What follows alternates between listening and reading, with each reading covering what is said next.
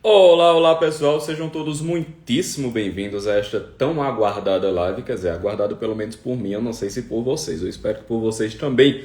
Mas cá estamos nós para falar sobre a chatice feminina e o problema da mulher medusa, tá certo? Então vamos esperar aí o Instagram dignar-se a avisar a todas as pessoas deste país que nós já estamos aqui ao vivo, beleza? E o que é que vocês fazem enquanto isso? Vocês fazem o que vocês sempre fizeram com maestria, que é o seguinte: mandar esta bendita live para todo mundo aí, aperta esse danado desse avião e manda para todo mundo aí no direct, beleza? Enquanto o Instagram está se dignando a avisar as pessoas que cá estamos. O som está bom? Está tudo certo? A Tâmara dizendo que só vim confirmar que sou chata mesmo. Tenha calma, jovem Tâmara. Vamos ver aí se você é ou não é. O Leonardo perguntando, a chata tá aí, meu caro Leonardo. Não faça isso, meu filho. Já tem tanto chato aqui, olha aí. A sua pergunta, inclusive, foi chata, Leonardo. Tenha calma, tenha paciência. Vamos embora. Deixa eu ver mais aqui. Vamos esperar as pessoas entrarem. Já estamos com 200 pessoas aqui. Acho que já dá para nós começarmos a falar, né? Então, sem mais enrolações, vamos embora. Olha só, pessoal. Vocês viram aí que ao longo do dia o assunto foi a chatice, né? Teve o exemplo clássico da moça que tinha a particularidade de ser virgem e estava reclamando-se que aos 31 anos os homens não tinham compromisso sério e não chegavam até ela. Eu respondi genericamente, fazendo uma piada, não, talvez isso não tenha nada a ver com a virgindade ou com a religião ou mesmo com compromisso, mas talvez você seja apenas chata, né? Investigue se você é chata antes de ir para causas mais profundas, causas maiores. Vamos pegar do mais rasteiro. E ela foi me responder e respondeu de modo que comprovou o ponto que eu estava argumentando, né? Mas comprovou de que maneira? Porque teve gente que entendeu mais ou menos que ela havia sido inadequada, entendeu que ela havia sido um pouco maçante, entendeu que havia sido desnecessário aquele tipo de argumentação e que aquilo demonstrava uma certa arrogância, aquilo demonstrava uma pessoa um pouco difícil de lidar. Foi isso que vocês quiseram dizer quando concordaram que ela era chata. Só que eu terminei não explicando, é óbvio, a coisa ficou no nível da jocosidade, ficou no nível da piada, né? Até porque era o que o espaço permitia. Então eu achei por bem tirar a coisa do nível da piada para a gente ir para algo um pouco mais sério. Obviamente que igualmente risível, né? Igualmente ridículo, porque os dramas humanos e as merdas humanas, elas são ridículas, mas de todo modo dá uma abordagem, apresentar a vocês uma abordagem um pouco mais enraizada, tá certo? De tudo o que está acontecendo. Eu tô vendo aí minha querida Kim parece chegou, Sérgio Mocelli, pessoal, abração a todos vós, Kim e as pupilas dela aqui já, né, embarcando. Eu lembro só um parênteses, tá certo? Kim foi a responsável por me catapultar aqui no Instagram. Eu tinha, isso aqui era tudo mato, né? Tinha até uns dinossauros por aqui e foi Kim quem foi a pioneira e a bandeirante e trouxe um monte de gente aqui. O trem da Kim desagou no meu Instagram e foi aí que a história toda começou. Então é isto, né? Kim, obrigado por tudo, você é um anjo. Mas vamos embora, tá certo? Então só, pessoal, quando a pessoa vai lá no dicionário olhar o que é chato, encontra alguns sinônimos que nos dizem muito, né, dos significados ao redor dessa palavra. Por quê? Porque um problema das situações, e eu sempre estou frisando isso o tempo todo, é que nós não conseguimos dizer, nós não conseguimos descrever exatamente a realidade tal qual a realidade é. Mesmo nos stories, teve um exemplo aí, a moça disse, eu sinto raiva dessas pessoas que estão comprometidas e terminam saindo com outros indivíduos mesmo comprometidos e a gente aqui solteira está sem ninguém. Mas minha filha, calma, esse sentimento que você está sentindo, ele não é raiva. Ele pode até manifestar-se com a nota de ira, mas ele não brota da ira propriamente. Esse sentimento, esse movimento interior, vamos chamar melhor do que sentimento, esse movimento interior que você está falando aí é uma coisa chamada inveja. E o que vem a ser a inveja? A inveja, como todo mundo que é meu aluno já sabe, é um tipo de tristeza. A inveja não está necessariamente ligada à posse, à cobiça. Não é isso. A inveja ela é um tipo de tristeza. Uma tristeza que você sente quando você observa outra pessoa possuindo um determinado bem. Então, a posse daquele bem pelo outro lhe causa uma tristeza. Essa tristeza é o que nós chamamos de inveja. Você vê o outro possuindo o bem e aquilo lhe causa dor, e aquilo lhe causa tristeza, né? Isso é a inveja. Então, ela está vendo o bem, o que é que ela considera como um bem? Ela considera como um bem o relacionamento com outras pessoas. Então, ela vê os indivíduos na posse desse bem e aquilo lhe causa uma certa tristeza. Então, o movimento interior básico desse sentimento que ela descreveu como raiva, na verdade, é inveja. Depois, obviamente, a inveja ela vai se manifestar de várias maneiras. Uma delas é a ira. Então, a pessoa fica completamente irada com a outra, encontra milhares de razões para ficar com raiva da outra, milhares de justificativas, quando na verdade ela está apenas com inveja. E às vezes inveja de um bem banal, inveja de um bem material, inveja de um talento que a pessoa tem, inveja de uma determinada situação. Só que ela não consegue dizer que aquilo é inveja, ela não sabe sequer descrever aquela tristeza que ela sente como sendo inveja, e aí ela diz que está com raiva porque, sei lá, fulano falou grosseiramente, sendo que o outro cicrano fala grosseiramente do mesmo jeito e ela não tem raiva nenhuma. Então qual é a diferença deles dois? É porque aquele primeiro fulano, aquela fala grosseira dele é desculpa para a manifestação daquela tristeza que ela sente ao ver aquele fulano com a posse de algum bem, é o que nós chamamos de inveja. Então quando a gente começa a descrever as situações à nossa volta da maneira adequada, nós começamos a perceber a realidade tal qual a realidade se apresenta. Então a gente sai da armadilha de criar um mundo imaginário, que é uma armadilha que todos nós caímos todo santo dia, eu vou explicar por quê, mas a gente sai da armadilha de criar um mundo imaginário para começar a viver no mundo real. Então se essa mesma pessoa que falou aí no story, ela fica o tempo todo dizendo que tem raiva, perceba que isso não é um dado da realidade, ela está vivendo uma abstração dela. Ela criou aquela realidade, está vivendo dentro daquela realidade e não está vivendo no mundo real. Então, quando você, por exemplo, tem uma... Isso acontece bastante, Sua mãe ou seu pai tem um determinado defeito de caráter e você tem dificuldade de dizer que aquela pessoa que você ama tanto tem aquele defeito de caráter. Então, uma mãe que tem inveja da filha, ou uma mãe que não gosta da filha por alguma razão, não gosta do filho por alguma razão, ou uma mãe que é injusta na preferência de um dos irmãos, e a pessoa simplesmente não consegue dizer isso, não consegue dizer, minha mãe tem esse defeito, ela não consegue ser justa, porque ela tem uma afinidade maior com determinado fulano, e ela transforma essa afinidade em injustiça ao julgar as situações. Isso é uma falha dela, é uma miséria dela, paciência. Ela tem as misérias dela, eu tenho as minhas. Quando o indivíduo torna-se adulto, ele percebe que a mãe ou o pai é apenas outro adulto. Então, se você, como eu sempre digo, se você tem mais de 8 anos e acredita que seu pai e sua mãe são super-heróis, pessoas perfeitas, absurdamente sublimes, como se fossem anjos nesse mundo, então você ainda tem 8 anos.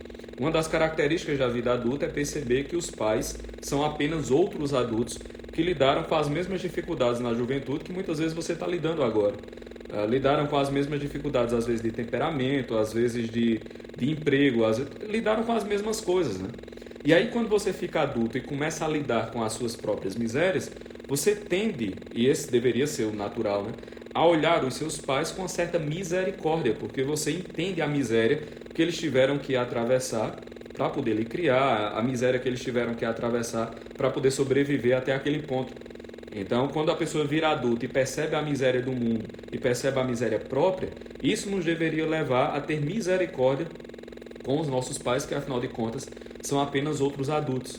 Então, quando você começa a dizer isso, quando você começa a descrever a situação, então você sai do seu mundo imaginário, você sai do mundo das abstrações e passa a viver no mundo real, quando você consegue dizer a coisa.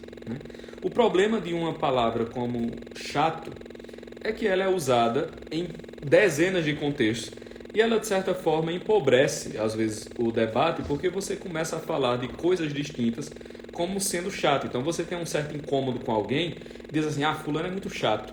Certo, mas você consegue descrever a razão pela qual fulano é chato? O que torna fulano chato para você? E o que significa ser chato propriamente? Então é exatamente nesse ponto que nós vamos começar, certo? Quando eu peguei aqui, deixa eu abrir aqui, bora lá.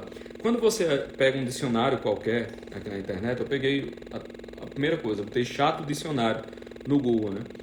E aí você vai ver vários dicionários com algumas definições interessantes. Quando nós estamos aqui falando de coisas chatas, nós estamos falando de coisas planas, certo? Então, quando eu digo que um determinado prato é mais fundo, você tem um prato de sopa que é mais fundo, e você tem um tipo de prato de pizza, por exemplo, que ele é mais chato. O que isso quer dizer? Isso quer dizer que ele está mais uniforme, ele não tem tantas elevações, ele não tem relevos, né? Ele é mais liso. Então, uma placa de aço completamente achatada é uma placa que ela tem a mesma dimensão, ela não tem altitudes, ela não tem uma geografia, digamos assim, ela não tem elevações demais, né? Então, uma coisa chata é uma superfície lisa, uma superfície plana, tá certo? Obrigado, meu amor. Olha aqui, isso é que é mulher, minha gente. Olha, só trazendo a cerveja aqui para a pessoa beber enquanto tá dando aula, olha que maravilha. Pois bem, então você tem essa superfície chata que é uma superfície lisa, uma superfície plana, sem elevações. Só que perceba, essa superfície plana sempre está ligada a algo baixo, né? Sempre está ligada a algo raso. Não há grandes alturas, mas também não há grandes profundidades, digamos assim. Você sempre tem aquela linha de mediocridade. E essa coisa rasa e baixa, ela é constante. Então, uma superfície chata, ela é constantemente medíocre, constantemente lisa, constantemente, entende? Constantemente sem elevações. Então, perceba, existe uma nota de algo entediante em uma coisa chata. É algo que não muda. Existe um certo tédio, uma certa continuidade, mas não é a continuidade por exemplo, de uma rotina boa, não é a continuidade de algo que eleva, não é a repetição da perfeição, não é essa continuidade.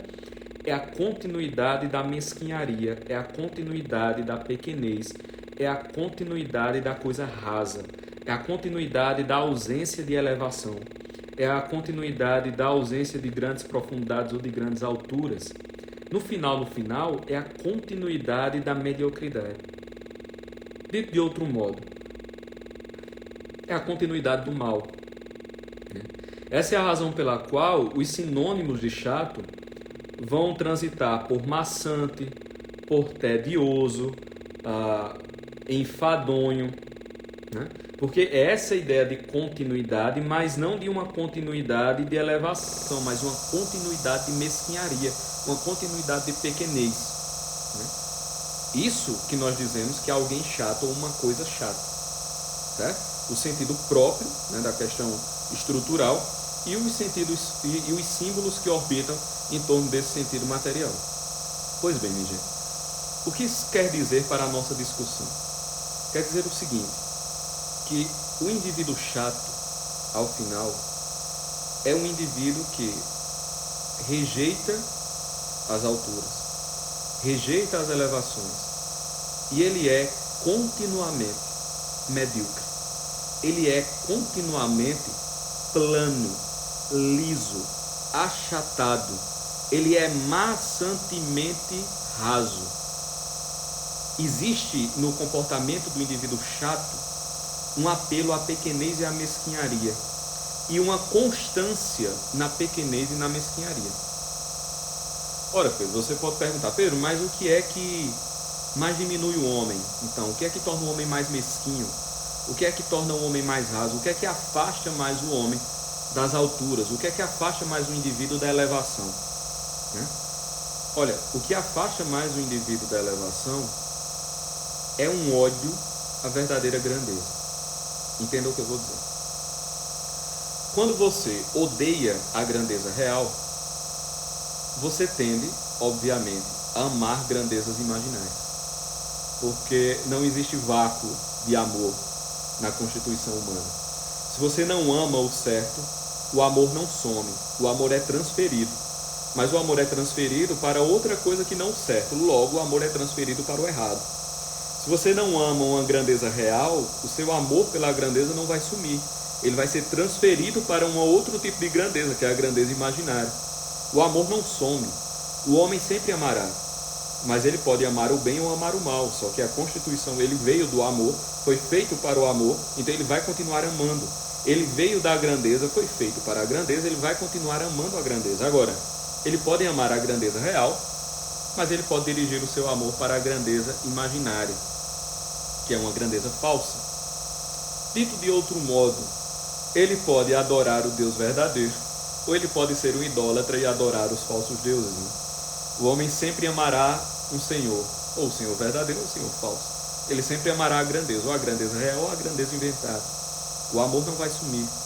Então, o que mais diminui o homem, esse ódio à grandeza real. O ódio à elevação real é que torna o homem plano, o homem raso, o homem achatado. O homem que ele tem uma linha apenas e dessa linha ele julga o mundo. E ele odeia as linhas superiores, ele odeia aquilo que está acima do nível em que ele está. Ele é completamente achatado, ele odeia a grandeza. E esse ódio à grandeza, ele se revela em nós, numa doença da alma chamada soberba. O ódio à grandeza, ele se manifesta em nós, numa doença da alma chamada soberba. O que é a soberba? A soberba é o amor à falsa grandeza. Nós podemos dar várias definições, mas essa definição me parece muito razoável para os objetivos dessa pequena aula aqui. A soberba, ela é uma percepção errada do próprio tamanho, uma percepção errada do próprio lugar no mundo, do nível de sua ação no mundo, da sua grandeza, digamos assim. A soberba é isso, é uma impressão errada da própria grandeza. Então, qual é o pecado luciferino por excelência? Qual é o pecado do demônio? O pecado do demônio é o pecado de soberba. O demônio, ele é o inventor da soberba. Nenhuma outra criatura antes do demônio havia julgado tão mal o seu próprio tamanho. Nenhuma outra criatura. O demônio é o primeiro a julgar mal o próprio tamanho e revoltar-se contra a grandeza verdadeira. Nós podemos dizer, para fins didáticos, para fins pedagógicos do que estamos falando, que o demônio foi o primeiro chato. O demônio foi o primeiro chato. Então, ele foi o primeiro a enganar-se com relação ao seu próprio tamanho e convencer uma terça parte das estrelas do céu, uma terça parte dos anjos, a também imaginarem de maneira errada o seu próprio tamanho. E isso fez com que eles se afastassem da grandeza verdadeira e perdessem o estado de graça. A soberba também é inoculada nos nossos primeiros pais. Quando o livro de Gênesis narra a queda, na verdade é uma narrativa de como o homem começou a pensar de maneira soberba. Não, se vocês comerem o fruto, vocês não morrerão. Vocês serão como deuses, conhecedores do bem e do mal. Perceba, uma criatura recém-criada, colocada num jardim pronto para elas, por um Criador muito superior a elas, essa criatura realmente achar que se ela comesse daquele fruto seria tal qual o Criador que a fez e fez o jardim e fez o fruto, é óbvio que é uma loucura de percepção, é óbvio que é uma soberba, é uma incompreensão do próprio tamanho. Então, a soberba é essa incompreensão do próprio tamanho. Olha que coisa curiosa. E essa incompreensão do próprio tamanho faz com que a gente ame a grandeza falsa e rejeite a grandeza verdadeira. Percebam. Qual é o pecado luciferino? É amar a própria excelência, é amar a própria grandeza, foi amar a própria grandeza e rejeitar a grandeza do Criador, que é a grandeza verdadeira, da qual a grandeza dele era só uma participação. Então, Lúcifer, ele realmente era belo, grande, maravilhoso, isso é verdade. Mas ele era belo, grande e maravilhoso por participação na grandeza verdadeira, não por mérito próprio. Então o que acontece? O demônio, ele está lá e começa a amar a própria grandeza. Olha para si, ama a própria grandeza e rejeita a grandeza verdadeira. Isso também ocorre com os nossos primeiros pais. Olham para si, amam a grandeza que podem alcançar através daquele fruto e rejeitam a grandeza verdadeira do Criador que mandou que eles não comessem, e rejeitam a obediência, que seria esse tributo à grandeza verdadeira, né? Então, no final, qualquer crime, todo o pecado humano, toda a desarmonia da psique humana, da inteligência, tem a ver com essa falta de percepção do próprio tamanho e desse rejeitar da grandeza verdadeira para adorar e amar uma grandeza falsa, que é a grandeza própria, né? Então, se a soberba constitui-se nisso, e isso rebaixa o homem, torna o homem achatado, né, porque ele rejeita a grandeza verdadeira, a gente pode dizer que a primeira característica de um indivíduo chato é a soberba. A soberba é a primeira característica de um indivíduo chato. Percebam que todas aquelas pessoas que nós dizemos que são chatas, ou todas aquelas situações em que nós fomos chatos, com outros, nós fomos chatos enfim, né? Aqui cada um pode dizer os ridículos de chatice que já promoveu. Em todas elas, nós fomos chatos, ou sofremos a chatice por conta da soberba. Então, quando nós dizemos que o indivíduo é chato, no final das contas, nós estamos dizendo que nós estamos sendo atingidos por algum grau de soberba daquela pessoa. E toda vez que os outros nos chamam de chato com razão, porque às vezes chamam sem razão, né? Mas quando os outros nos chamam de chato com razão, isso significa dizer que eles foram atingidos em algum grau por uma soberba nossa. Certo? Por uma soberba nossa. Percebam. Então percebam. Olha só. Qual é o ponto, portanto? O ponto é que a soberba do chato manifesta-se de várias maneiras. A soberba é um vício. E ele se manifesta de muitas formas. Então, a vaidade é uma manifestação de soberba, a inveja é uma manifestação de soberba, a ira é uma manifestação de soberba. E por que eu coloquei a figura da medusa, minha gente? Me diga, por que raios eu coloquei a figura da medusa? O que a medusa tem a ver com todo esse papo? O que a medusa tem a ver com a soberba? Para quem não conhece a história, Medusa é uma criatura da mitologia, uma criatura feminina da mitologia grega, que ela tem cabelos de serpente, quer dizer, no lugar dos fios de cabelo são serpentes, e quem olha para a Medusa, quando ela olha para alguém, ela petrifica aquela pessoa. Quer dizer, o olhar da Medusa transforma qualquer criatura em pedra. Certo? Você faz certo, Pedro, isso aí eu peguei, mas o que danado isso tem a ver com a soberba, e o que danado isso tem a ver com a mulher chata, né? Perceba. Tem a ver o seguinte: quando nós agimos por soberba, nós impedimos a realidade, tal qual que a realidade seja, tal qual ela é. E nós queremos encaixar a realidade dentro da nossa imaginação, dentro do nosso mundo aqui, na nossa realidade dentro da cabeça. Toda vez que a gente é soberbo, significa dizer que nós estamos com uma deficiência na percepção do nosso próprio tamanho e nós estamos querendo controlar e criar coisas que estão inacessíveis a nós. Toda vez que a gente é soberbo, a gente tem uma revolta contra o mundo real e a gente quer engessar, amarrar, petrificar o mundo real para que ele caiba dentro do nosso calabouço mental. Dito de outro modo,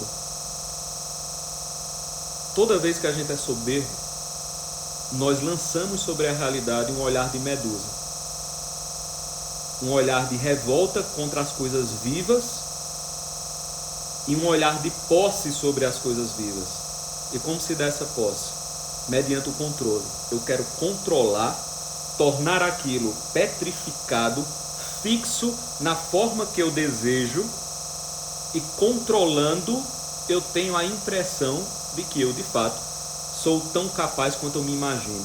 Ou seja, essa necessidade de controle é uma manifestação da soberba do próprio tamanho. O olhar soberbo é o olhar da Medusa.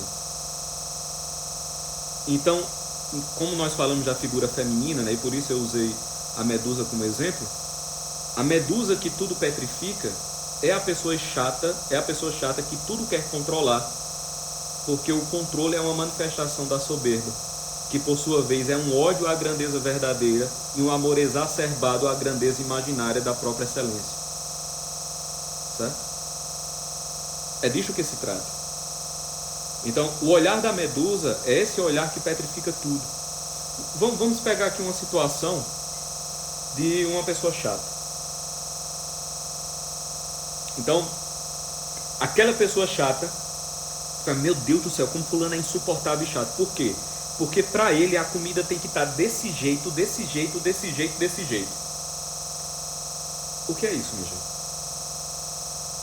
É o controle. Percebe? Por que fulano é chato? Porque, olha, meu Deus do céu, fulano fica falando a mesma coisa o tempo todo. Enquanto você não faz o que ele quer, ele não para de falar. O que é que você está dizendo com isso? É o controle. Eu estou dando aqui uma manifestação, tá certo? É o olhar da medusa, que quer petrificar a realidade, para que a realidade caiba no seu calabouço pessoal. Entende? O problema do controle é que ele é falso. O problema do controle é que ele não existe, meu filho. Entende? O controle não existe. Não tem como você controlar as coisas. Porque a realidade é muito maior do que o seu calabouço mental. Você não tem o poder do controle da realidade. As coisas na realidade, minha gente, são vivas. As coisas na realidade são móveis. As coisas na realidade, elas são fecundas. Elas têm decisões, elas têm caminhos próprios, elas têm, inclusive, um caminho traçado pela providência, um caminho próprio. Perceba que uma mãe ou um pai que não consegue entender que o seu filho é um outro indivíduo, com outros talentos, que tem um plano providencial para ele completamente diferente do que os pais estão pensando. Mas os pais não conseguem perceber que aquela pessoa é uma outra pessoa, é uma pessoa viva, meu amigo. A vida pulsa naquele indivíduo, a realidade pulsa naquele indivíduo. Uma realidade de carne, não uma realidade de pedra que caiba dentro do calabouço mental dos projetos paternos. Entende? Muitas vezes o olhar materno, o olhar paterno é o olhar da medusa para com os filhos. É o olhar petrificante da medusa. Porque, por um amor louco, ele realmente acredita que conhece todas as possibilidades de bem para os filhos. E conhecendo todas as possibilidades de bem para o filho, ele quer moldar toda a realidade do filho, inclusive a sua própria personalidade e as circunstâncias que o filho vai atravessar, de modo que aquele bem imaginário que ele julga conhecer se manifeste. É o olhar da medusa, é o olhar que quer petrificar o que é vivo para que caiba dentro do seu calabouço mental. É o olhar da soberba, meu amigo. É uma confusão acerca do seu próprio tamanho. Ele não tem como saber o plano providencial de Deus para com aquele filho, porque aquele filho é uma outra pessoa. Está entendendo? Aquele filho é uma outra pessoa, meu amigo. Percebe? Com outros caminhos. É uma outra coisa. Não adianta lançar um olhar petrificante sobre a pessoa. Cara, você não vai controlar a vida pulsante ali. Você não vai petrificar a realidade. Porque você não vai conseguir controlar a realidade com esse seu olhar de medusa. Não vai dar. Entende? Já que estávamos falando do nível da questão do relacionamento, né? Veja, muitas vezes você tem relacionamentos que são duas medusas se relacionando. A pessoa quer controlar todos os aspectos do indivíduo, mas não vai conseguir. Jamais. Muitas mágoas, por exemplo, de final de relacionamento, claro, existe a dor da frustração. Ninguém está dizendo que frustrar-se, dos pais não sair com o fim de um relacionamento é um crime mortal. Mas certas mágoas que passam da conta estão ligadas à soberba, estão ligadas ao olhar de medusa da pessoa não aceitar que o indivíduo não estava petrificado na forma que ela gostaria. E que o indivíduo é livre inclusive, dessa forma de pedra, ele é vivo. Ele é vivo. Você não vai controlar isso. Entende? Então, uma pessoa chata, no final das contas, uma das manifestações é do controle, que é esse olhar da Medusa, né? Sobre a situação específica que motivou toda essa live, que motivou tudo isso aqui que nós estamos conversando, do story lá da moça, depois nós conversamos no privado, porque uma coisa é a minha resposta pública num story, né? Eu estou falando genericamente para milhares de pessoas. Aquela mesma pessoa que muitas vezes eu xingo no story, não foi o caso, mas a mesma pessoa que eu xinguei no story, se ela vier falar no privado comigo, eu não vou estar falando com alguém genérico, ela não vai estar falando com um personagem, ela vai estar falando com alguém que eu vou olhar no olho dela e vou conversar com ela. Então é óbvio que não é a mesma postura, né? O pessoal acha que eu falo com raiva, ou então eu fico xingando as pessoas pessoalmente no direct. Isso não acontece. Se você vier falar comigo, eu estou falando com outro indivíduo, né? Eu não estou respondendo genericamente num story aberto. Então foi uma conversa muito boa, inclusive. Se ela, homem, fique por aqui, não fique com raiva, é uma maravilha ter você aqui, converse comigo, pergunta o que você quiser, né? E nós terminamos conversando e ela mencionou algumas dores que ela sente e algumas coisas que a feriram. E o que aconteceu? Esse ferimento, né, que ela recebeu da vida, terminou fazendo com que ela se fechasse bastante. Então, cara, isso é muito comum, né? Eu vou usar esse exemplo dela para falar genericamente agora. Muitas vezes, nós somos atingidos por certos males e nós ficamos irritadíssimos, porque na nossa compreensão sobre a própria grandeza, nós achamos que é um insulto pessoal que o mal nos toque. Entende? O mal lhe toca e você se sente pessoalmente ofendido. É assim, meu Deus do céu, eu queria ir para a praia esse final de semana, choveu. Que caos, como isso foi acontecer? Deus é muito injusto comigo, foi chover logo quando eu queria tomar um banho de sol. É assim, o seu desejo é a fonte profunda da realidade, né? Quando nós somos contrariados, quando nós sofremos algum mal, nós achamos que o universo irá colapsar porque o mal nos tocou. Nós achamos que os mares evaporarão, entendeu? O sol nascerá no poente e se porá no leste. É isso que a gente acha, né? As nuvens desabarão, as montanhas derreterão como cera, né? As placas tectônicas se abrirão e o mar será engolido pela terra porque está quente de tarde quando eu queria me deitar e tomar um cochilo, né? É isso. Tá entendendo? A gente realmente acha que por o mal nos tocar, o mundo entrará em colapso. E por que nós achamos isso? Nós achamos isso porque nós temos uma visão errada da nossa própria grandeza. Entende? Nós temos uma visão errada da nossa própria grandeza. Perceba, aquele que realmente é grande, nosso Senhor Jesus Cristo, Criador de todas as coisas, Ele próprio se deixou tocar por todo o mal. Você entende isso? Na cruz, aquele que é realmente grande deixou-se tocar por todo o mal. E nós, que não somos merda nenhuma, achamos que o universo irá colapsar porque nós batemos o dedo mindinho na quina da porta. Ou para coisas mais sérias, porque fomos traídos. Ou para coisas ainda mais sérias, porque ficamos doentes. Ou para coisas sérias mais ainda, porque padecemos a morte de alguém. Meu Deus, aquele que era grande, Deus encarnado, deixou-se tocar por todo o mal. Deixou-se tocar por todo o mal. Imagina a gente. Vocês percebem como não faz sentido? Vocês percebem como não faz sentido a soberba? Só que todos nós somos soberbos, entende? Eu não estou dizendo isso porque eu não sou. Eu sou soberbo pra cacete. Todos nós somos soberbos. É por isso que a gente é chato. Por isso que a gente é chato, entendeu? Nós somos planos, nós odiamos a grandeza verdadeira. E a gente ama uma grandeza falsa.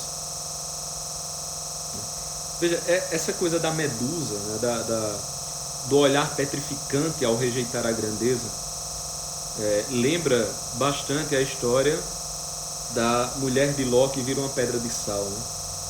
Deus dá a ordem, não se detenha na planície, saia, porque eu vou lançar fogo e enxofre sobre as cidades, né, sobre Sodoma e Gomorra. Não olhe para trás. Não tenha saudades da mesquinharia. Não tenha saudades da pequenez. Não tenha saudades do lugar chato. Corra, vá para as montanhas, vá para o lugar alto. E aí a mulher de Ló olha para trás e vira uma pedra de sal. Esse petrificante amor pela mesquinharia. E eu quero só comentar com vocês um outro ponto, que é um poema maravilhoso de Bruno Tolentino. Eu já falei nele em algumas outras aulas, mas ele é a agonia de uma medusa que percebe que fez besteira ao tentar petrificar tudo. É a agonia de uma medusa que percebe que impediu a vida ao tentar petrificar tudo, né? Que é o seguinte: suponha-se, diz Bruno Tolentino, suponha-se a medusa redimida, uma antimedusa que acordasse em seu poço de estátuas face a face com a escuridão de pedra e arrependida, saudosa agora do fugaz, da vida, de tudo que exilou, enfim tentasse um novo olhar, o olhar da despedida, o olhar do desenlace, da resignação, pobre coitada. Como trazer de volta agora aquela doce fragilidade dantes se ela já não recorda o ser, já não recorda a ânsia, o quase nada, o brilho que era o ser. A madrugada não volta ao calabouço sem janela. Perceba, a medusa acorda em seu poço de estátuas, vê as estátuas petrificadas e, meu Deus do céu, como é que eu faço para trazer de volta a vida? Não sei, por quê? Ela sequer recorda mais como era a vida. Suponha-se uma medusa redimida que acordasse em seu poço de estátuas face a face com a escuridão de pedra e arrependida, saudosa agora do fugaz da vida, de tudo que exilou, ou seja, de tudo que ela lançou fora, da vida que ela impediu, da vida que ela negou. Enfim, tentasse um novo olhar. A medusa que tentasse um novo olhar. Pobre coitada, como trazer de volta agora aquela doce fragilidade de Dante se ela já não recorda a ânsia ou quase nada, o brilho que era o ser? Como trazer de volta a vida, se ela passou tanto tempo transformando as coisas em pedra, que ela sequer recorda mais como era a vida? Minha gente, tem pessoas que se dedicaram por tanto tempo à chatice, que se dedicaram por tanto tempo à soberba, que a pessoa, assim, a profissão dela é ser medusa. A profissão dela é ser medusa. Ela já não sabe fazer outra coisa. Assim, como trazer... É exatamente esse ponto do poema, né? Como trazer de volta agora aquela doce fragilidade Dante, se ela já não recorda a ânsia, o quase nada, o brilho que era o ser? Como trazer de volta? Como ter um novo olhar? Ela já não se lembra mais. Tem gente que já não se lembra mais como é viver com leveza. Tem gente que já não se lembra mais como é viver sem a amargura e sem a frustração de não poder controlar tudo. Porque tentar controlar tudo virou a vida da pessoa. Passou décadas fazendo aquilo, anos fazendo aquilo. E se orgulha de ser assim. Se orgulha de ser chato. Se orgulha de tentar controlar. Se orgulha de irar-se quando as coisas não saem do jeito que ela quer. Se orgulha de dar trabalho, de jogar peso nas costas dos outros. Se orgulha de ser intocável. Se orgulha de não conseguir suportar que um mínimo mal lhe toque. Se orgulha de não ter misericórdia com ninguém. Se orgulha de não conseguir suportar a miséria de ninguém. A pessoa se orgulha de ser uma medusa. Aí de repente abre os olhos. Mas como ter um novo olhar? Como trazer de volta agora aquela doce fragilidade de Dante se ela já não recorda a ânsia ou quase nada, o brilho que era o ser? Como trazer de volta a vida? Se tudo que a pessoa fez ao longo da vida inteira foi transformar as coisas em pedra. Entende? Como é que você faz isso? Olha, Uma maneira de fazer isso é combatendo a raiz da chatice. É combatendo o olhar petrificador da medusa. É cortando a cabeça da vaidade. É cortando a cabeça da soberba. Como é que se corta a cabeça da vaidade? Como é que se corta a cabeça da soberba? Com humildade. Entende? É você perceber que as coisas, nem todas as coisas estão sob seu controle. Que bom que não estão, e não tem problema algum em não estarem. É submeter-se a certa miséria dos outros, sabendo que você também é miserável. Você não é grande, né? Eu conversei, foi ontem, meu Deus, ontem ou anteontem, eu conversei com uma pessoa no direct, e ela falava que o marido a havia traído, né? E ela conversou com ele e tal, foi uma situação muito complicada, e ele arrependeu-se profundamente. Só que ela dizia o seguinte, que passou meses após dizer que o havia perdoado, espezinhando ele até o limite, né? Espezinhando ele até o limite e humilhando sempre que possível, né? Foi o que pareceu, né? Humilhando sempre que possível, jogando ao rosto a situação, e ele o tempo todo penalizado pela besteira que havia feito, suportando aquela humilhação como quem recebe um castigo justo. O problema é que ninguém consegue viver em perpétuo castigo. Ninguém consegue viver em contínua humilhação. Vai chegar um ponto inevitável em que a pessoa vai dizer, não, beleza, eu errei, eu confessei o negócio que eu errei, eu passei aqui meses, anos tentando consertar aquilo, e a pessoa ainda está pagando de boa zona para mim, como se ela fosse a pessoa mais perfeita do mundo. Tudo bem, ela não cometeu esse tipo de traição, mas ela cometeu outras coisas erradas também. Quer dizer que eu vou ficar aqui sendo o capacho por conta de um erro cometido, confessado, dito perdoado, e que eu tentei curar esses meses todos, esses anos todos. E ela disse, ó, é o seguinte, sabe o que vai acontecer? A pessoa vai encher o saco e vai dizer, você não acha que eu sou uma merda tão grande assim? E não me trato como uma merda tão grande assim? Então pronto, vamos fazer o seguinte, eu vou ser uma merda mesmo. Eu vou sair e fazer outras coisas. Estou dizendo que é justificável, mas é um movimento que vai acontecer. E aí ela me disse, Pedro, aconteceu exatamente isso que você está falando.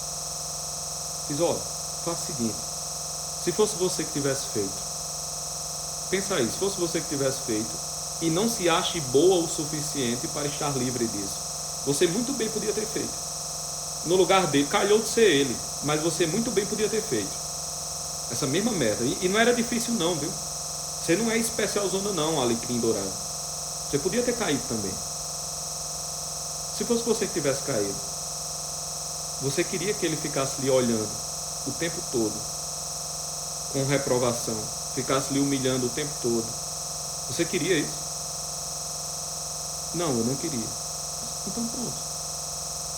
Então, ou você diz, não, eu não quero mais ficar com você porque eu não aguento mais ficar com você. Ou você diz, ó, beleza, vai ser difícil pra mim, mas, enfim, todo mundo erra. E vamos consertar isso. Vamos consertar isso, vamos falar mais disso. Você realmente mudou. Eu vi que você estava realmente arrependido. Vamos esquecer isso. Beleza, aconteceu, todo mundo faz besteira. Não era isso que você gostaria de escutar dele se fosse você que tivesse feito? Pois era exatamente isso que eu queria escutar. Então pronto, pô. Então pronto, então faz isso. Entendeu? Veja, esse olhar não é o olhar da medusa. Não é o olhar petrificante da medusa. É o olhar do reconhecimento do próprio tamanho. Entendeu?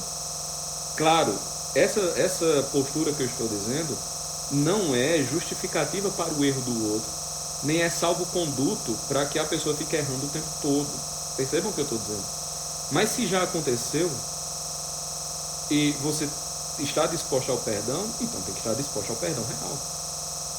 É não se julgar superior porque foi o outro que errou. Porque no momento em que a pessoa está com o outro indivíduo,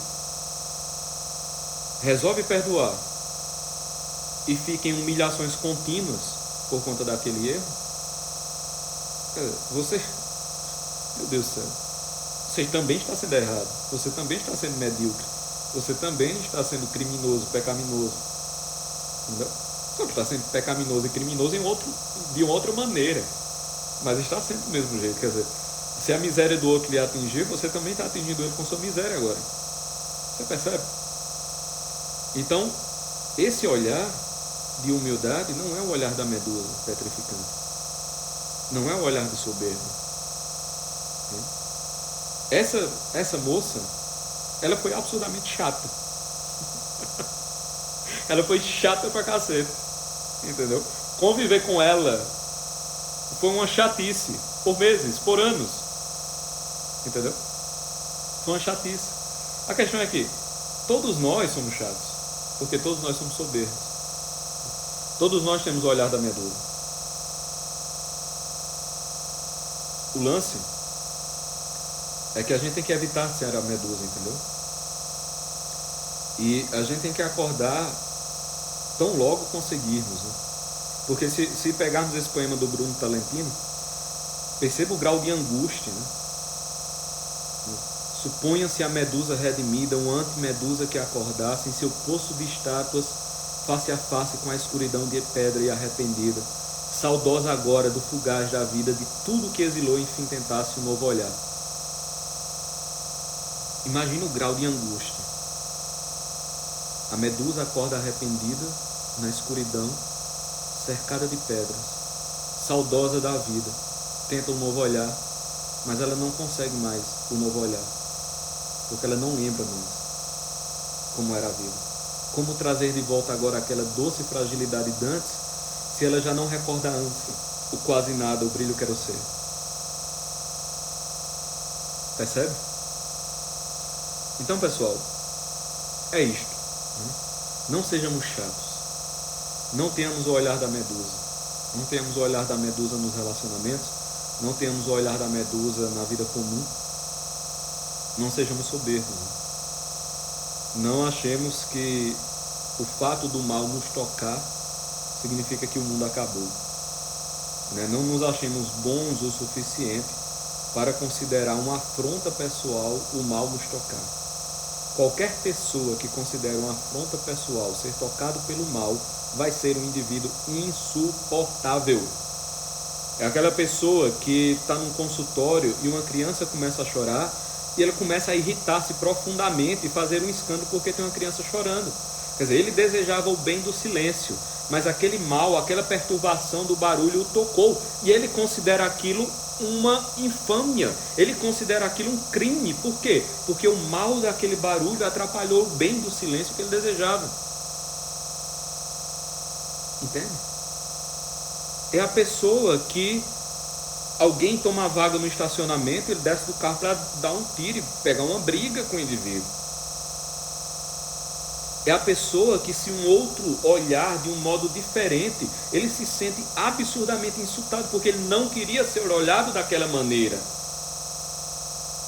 Não queria ser olhado daquele modo. Ai meu Deus, ele me olhou de um jeito que eu não queria. Aí a medusazinha não suporta a vida que não é de pedra do jeito que ela moldou. Ela não suporta a vida estar acontecendo ali de uma maneira que ela não petrificou. E ela fica indignadíssima com aquilo, porque a pessoa não olhou para ela do mesmo jeito. Ela quer lançar o seu olhar de medusa para petrificar o mundo. A imagem e semelhança da sua própria escuridão interior, da sua própria soberba interior. A medusa quer recriar o mundo, mas não é um mundo vivo, é um mundo de pedra. Para as pedras caberem no seu calabouço. Esse é o olhar da medusa. Percebe? Esse é o olhar da medusa. A gente não pode ter esse olhar. Então, a quebra da chatice, minha gente. A quebra da chatice é a humildade. A quebra da chatice é a humildade. Esse é o ponto. A pessoa que não é chata é a pessoa que é humilde. Sabe aquele indivíduo que é agradável? O que é uma pessoa agradável? É uma pessoa que se importa. É uma pessoa que não fica falando de si o tempo todo. É uma pessoa que não fica falando o tempo todo. É uma pessoa que escuta o outro. É uma pessoa que consegue relevar certos defeitos. É uma pessoa que consegue contornar certas situações. É uma pessoa que não tenta moldar a realidade a ferro e fogo. É uma pessoa que não fica tentando todo o tempo impor seu próprio pensamento sobre o mundo. Isso é uma pessoa agradável. É alguém que, se for almoçar na sua casa e, sei lá, sua comida saiu mais salgada, sua comida saiu mais insossa do que o comum, a pessoa faz, tá tudo certo, aqui tá uma delícia, tá ótimo. Por quê? Porque ela não se considera importante o suficiente para rejeitar aquele acolhimento porque a comida não saiu no nível de sal que ela gostaria. Ela sabe seu próprio tamanho. Ela sabe que ela não tem tamanho e grandeza para estar exigindo que o mundo satisfaça seus gostos palativos, para estar exigindo que todas as comidas do cosmo caiam na sua língua e lhe dê um prazerzinho. Então ela olha e fala, rapaz, está tudo certo, mas a comida está uma maravilha. A pessoa se sente grata porque o outro fez a comida, o outro lhe convidou, o outro colocou lá o prato, ele está deixando você sentar na mesa dele, olha que negócio maravilhoso. Você vai ficar reclamando porque o suco tinha mais ou menos açúcar, porque a comida tinha mais ou menos sal? Sério? É sério? Você se considera tão importante assim? Você se considera tão importante assim? Olha o grau de soberba desse negócio. A pessoa é convidada para dormir na casa do outro. Aí, sei lá, não tem ar-condicionado no quarto e aí eu não posso dormir a 16,3 graus. Ah, vai se lascar, meu filho. Porra, o cara tá dando a casa. Mas não é tão confortável. Certo. E qual o problema? E não ser tão confortável? Qual o problema?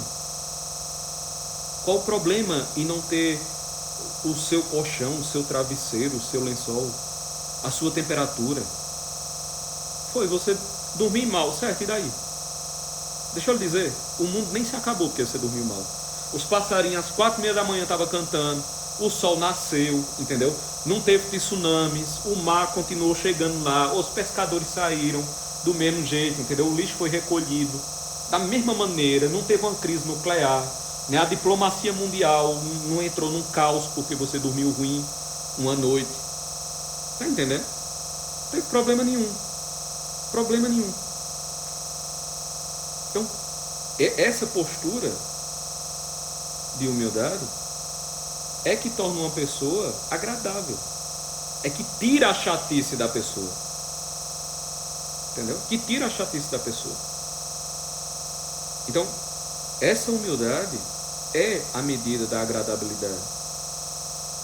O indivíduo humilde é agradável. O indivíduo soberbo é chato. Entende? Soberbo é chatice.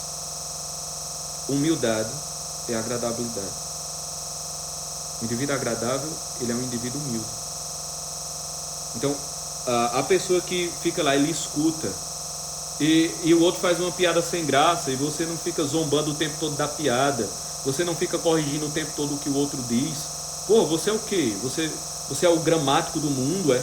Pra estar corrigindo todo mundo o tempo todo, de maneira rude, se sentindo superior porque você sabe uma palavra errada e a pessoa disse a palavra de uma maneira inadequada. Porra, quem você pensa que é para estar constrangendo os outros, para estar diminuindo os outros? Quem você pensa que é para estar na mesa de jantar trazendo assuntos inadequados? Você realmente acha que tem o direito de trazer um assunto inadequado para a mesa? Você realmente acha que tem o direito de constranger o outro? Ah, porque eu só falo a verdade. Não, você não fala a verdade, meu filho. Você é chato, você é arrogante, você usa a verdade como uma arma, entendeu? Para despejar nos outros o seu veneno, a sua podridão interior. Você é chato, entendeu? Você é soberbo o suficiente para achar que é grande e por ser grande você pode ferir as pessoas. Pô, quem é você para trazer esse assunto para a mesa de jantar? Quem é você para estar fazendo perguntas constrangedoras na frente da família? Quem é você para não estar desculpando uma atitude do outro? Quem é você, meu amigo? Você tá ficando doido, é? Você tá ficando doido, porra? Deixa de ser chato, meu amigo. Que soberba miserável é essa? Você acha mesmo que tem o direito disso? Você realmente acha que tem o direito disso? Você entende? Você entende a loucura que é? É claro que é loucura. É óbvio que é loucura. O indivíduo que é agradável, ele percebe que certos assuntos ele não pode trazer à mesa. Ele percebe que certos assuntos ele não pode colocar na frente das outras pessoas. Ele percebe que se ele falar de um determinado modo, ele vai constranger o outro, desnecessariamente. Então ele se resguarda, ele não fala. E às vezes tem uma situação ali constrangedora, que você conseguiu costurar, que você conseguiu relevar. Não é raro a pessoa que você conseguiu livrar do constrangimento chegar para você depois e dizer, bicho, brigadão aí, velho. Naquela hora chegou, eu fiquei gelado assim, eu fiz, puta merda, agora tudo vai desandar. Brigadão, tu segurou ali. Homem, tá tranquilo. Pelo amor de Deus, uma besteira daquela. Tá sossegado. Entende? Essa é a pessoa agradável. Então, o chato, ele é o arrogante. Certo? Não sejamos chatos. No final das contas, né? Não amemos a nossa própria grandeza. Amemos a grandeza real. Né? Não tenhamos uma impressão errada da nossa própria grandeza. Não odiemos a elevação. Né? Não vamos permanecer na linearidade da mediocridade, né? na chatice, né? Do ponto de vista da questão material, da chatice geográfica, para a questão dos simbolismos ao redor da coisa. Né? Então não permaneçamos nesse ódio às elevações. Tá certo? Basicamente é isto. Pessoal, muitíssimo obrigado. Certo? O que eu espero de vocês? Que vocês aliás, vamos fazer o seguinte. Temos 630 pessoas aí. Vamos dar um print, tá certo? Dê um print aqui nessa live. E comentem, marquem as pessoas. Me marquem aí. Falem o que vocês aprenderam. Façam vídeos falando da live. Enfim, vamos espalhar, tá certo? Quanto mais gente assistir essa live, melhor. Tenho certeza que quem ficou aqui até o final sabe que tem muita gente que precisaria assistir, que ou precisaria ou que se beneficiaria muitíssimo se assistisse essa live. Então, dei um print, certo? Tem 600 pessoas aqui, deve ter pelo menos uns 200 prints se todo mundo fizer aqui a sua parte, tá certo? Então, print, fale, comente, me marque, beleza? Que eu vou repostar vocês. Essa live vai ficar salva por 24 horas. Não vai ficar salva o tempo todo. Então, vocês mandem para as pessoas de hoje para amanhã o máximo que vocês conseguirem. Printem e comentem também o máximo que vocês conseguirem. Essa live, após as 24 horas, ela vai ser direcionada para as pessoas que estão inscritas na lista VIP, tá certo? Então, as pessoas que estiverem lá inscritas na lista VIP vão ficar com essa live aí pelos séculos sem fim, né? Não vão ficar dependendo das 24 horas do Instagram, beleza? Então, pessoal, basicamente é isto. Brigadão. Vou dar aqui um sorriso e um print para a live. Pois fechou. Muitíssimo obrigado. Cheiro para todos vós. Fiquem com Deus e até a próxima. Valeu. Abração.